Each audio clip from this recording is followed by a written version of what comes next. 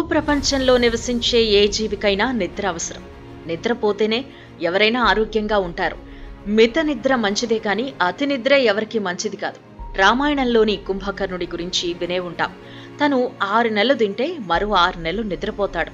ఇలా నిద్రపోయే సమయంలో ఎంత పెద్ద శబ్దాలు చేసినా నిద్ర నుంచి లేవడు. కానీ ఈ రోజుల్లో సైతం ఇలాంటి వారు ఉన్నారు అంటే అందరికీ ఆశ్చర్యం వేస్తోంది.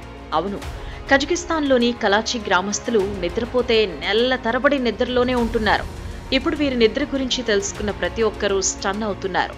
కజకిస్తాన్ ఎక్కువగా వార్తల్లో నిలిచే దేశం కాదు, కానీ వారికి నిరంతరం నిద్రపోయే అలవాటు ఉండడం వల్ల ఇప్పుడు ప్రపంచం మొత్తం ఆ దేశం వైపు చూస్తోంది. కలాచీలోని గ్రామస్తులు నిరంతరం నిద్రపోతున్నారు. నిద్ర వచ్చిందంటే చాలు రోజుల తరబడి నిద్రలోనే ఉంటున్నారు. వీరెదుర్కొంటున్న సమస్య గురించి తెలుసుకుందామని సైంటిస్టులు కూడా రీసెర్చ్ చేశారు. కానీ వారికి కూడా ఈ సమస్య అంటూ అంతు చిక్కడం లేదు. చిన్నపిల్లల నుంచి పెద్దవాళ్ల వరకు ఇదే సమస్యను ఎదుర్కొంటున్నారు. ఏ క్షణం నిద్ర కమ్ముకొస్తుందో తెలియటం లేదు. కానీ వస్తే మాత్రం కొన్ని రోజుల తర్వాతే మేల్కొంటున్నారు. స్కూళ్లకు వెళ్లిన పిల్లలు కూడా అక్కడే రోజుల తరబడి నిద్రలోకి జారుకుంటున్నారు. పెద్ద పెద్ద సౌండ్లు చేసిన వారిలో చలనం ఉండడం లేదు. ఇలా రోజుల కొద్దీ నిద్రపోతే వారు ఆకలికి ఎలా తట్టుకుంటున్నారు అనే విషయం కూడా అంతు చిక్కడం లేదు. నిద్రపోయిన వారికి తామెప్పుడు నిద్రపోయామో అనే విషయం కూడా తెలియడం లేదు. తీరా నిద్ర లేచాక తాము అన్ని రోజులు నిద్రపోయామా అని ఆశ్చర్యానికి లోనవుతున్నారు.